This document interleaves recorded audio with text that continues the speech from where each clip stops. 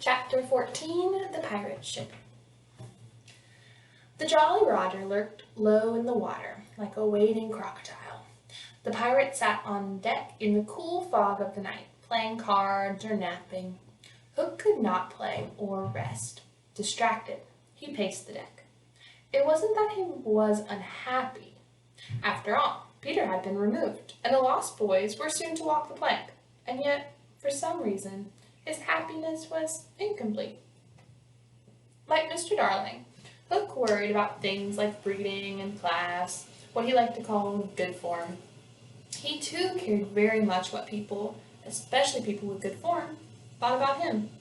Whenever he did something or wanted something, he would ask himself, is it good form to do or want such a thing?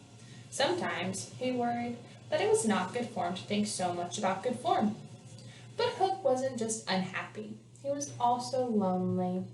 As hard as it was to believe, Hook hurt. He had no children to love him. It was strange that this should bother him, but it was true all the same. In a way, Hook envied Smee. Smee was the least threatening of the pirates, and yet the children loved him. Michael had even tried on his spectacles. Thinking about the children's preference for Smee made Hook angry, and he decided to finish off the boys once and for all. Are the children tied up so they can't fly away? He yelled. Aye, aye, came the reply. Well then, hoist them up. The boys were brought up on deck before him. 6 of you will walk the plank tonight, Hook announced, but I have room for 2 cabin boys. Who will it be? Which of you will come to work for me?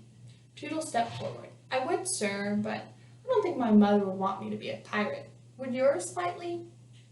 I don't think so, Slightly said. The twins agreed, as did the others. None of their mothers would approve.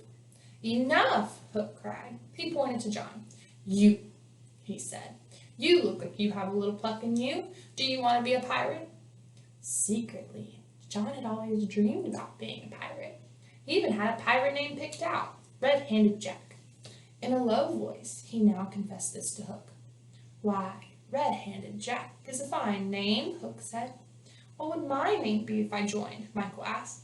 Blackbeard Joe, Hook said. Michael was impressed. Will we still be respectful subjects of the King of England? John asked. No, Hook replied. You would have to swear down with the king.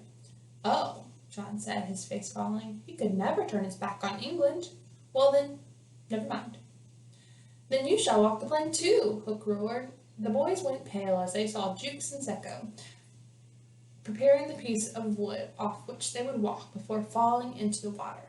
But they tried to look brave, especially when Wendy was brought up. She was the brave one.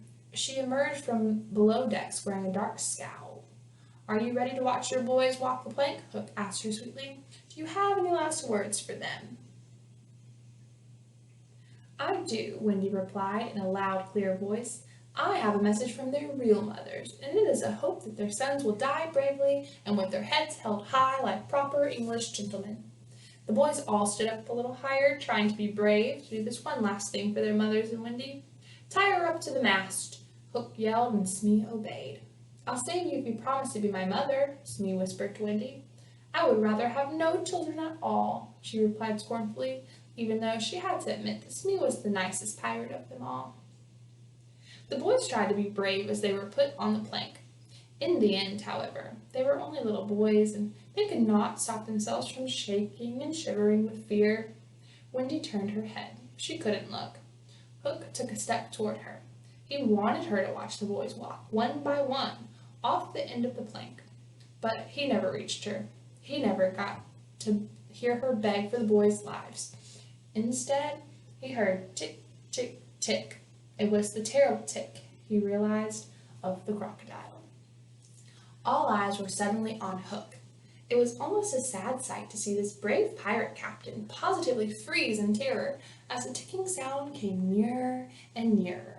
Even his claw hung inactive, as if it too were afraid.